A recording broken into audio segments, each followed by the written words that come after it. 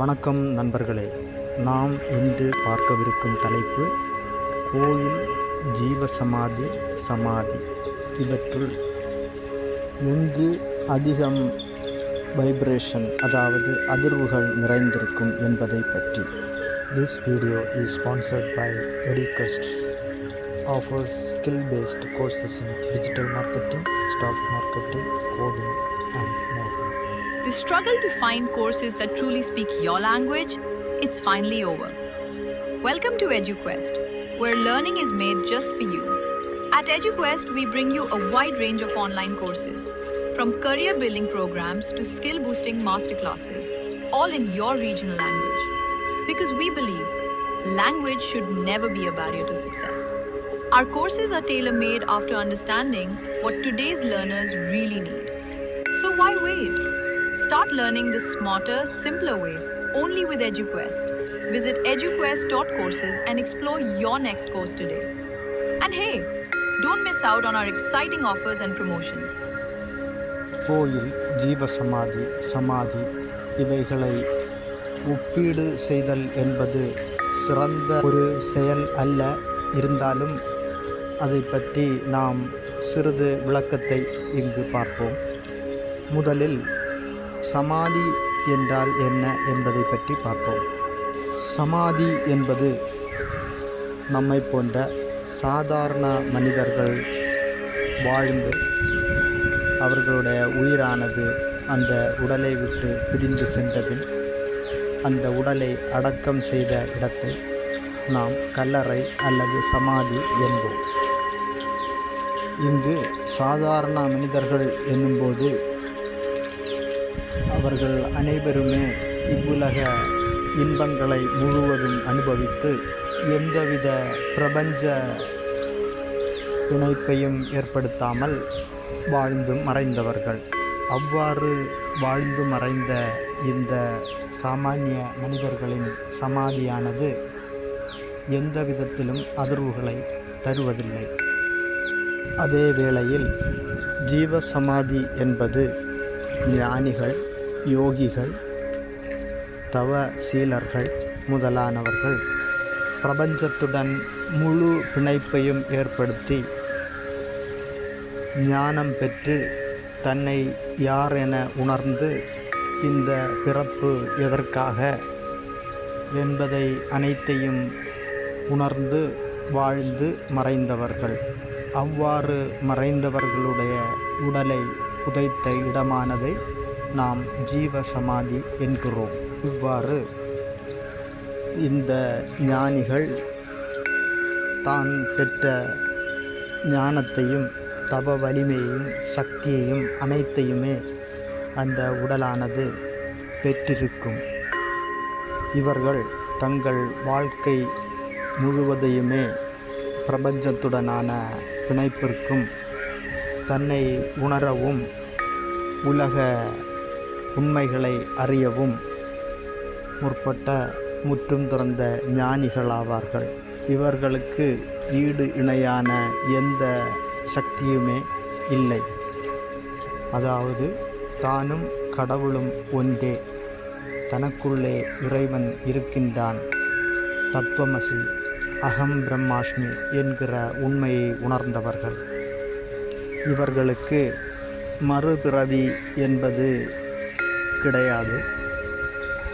ஜீவன் முக்தி பெற்றவர்கள் எனலாம். அவ்வாறானவர்களின் செயல்களானது அவர்களுடைய உடலினூடே தங்கியிருக்கும். அவ்வாறானவர்களின் உடலை புதைத்த அந்த கல்லறையான ஜீவசமாதியினுள் மிகுந்த சக்திகள் நிறைந்திருக்கும், அதிர்வுகள் நிறைந்திருக்கும். இவர்கள் அனைவருக்கும் மறுபிறவி கிடையாது என்று ஆணித்தரமாக சொல்ல முடியாது. அடுத்ததாக கோயில். கோவில் என்பது அதிர்வுகள் நிறைந்த இடம்தான். ஆனால் அந்த அதிர்வுகள் என்பது நாம் பல யாக பூஜைகளும் மந்திர உச்சாரணங்களும் அனுதினமும் அனுஷ்டித்து அந்த மூலவருக்கு சக்தியை கொடுக்கிறோம். அந்த இடத்தில் ஆல்ஃபா கதிர்கள் நிறைந்திருக்கும். முதலில் அந்த மூலவரானது ஒரு கல் சிலையே. அந்த கல் சிலைக்கு நாம் சக்தி கொடுத்து அதை நாம் திரும்ப பெறுகிறோம்.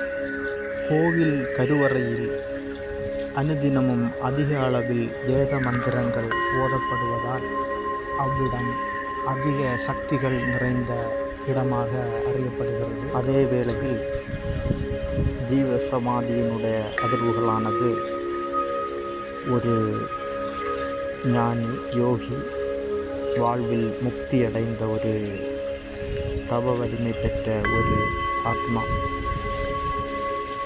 ஒரு வாழ்க்கை முழுவதுமாகவே தவத்தின் வலிமையால் ஞானம் பெற்ற அந்த உடலின் அதிர்வானது எண்ணில் அடங்காதது. அந்த பூத உடல் புதைக்கப்பட்ட தலமான ஜீவசமாதியானது பெரும் அதிர்வலைகளை கொண்டதாகும்.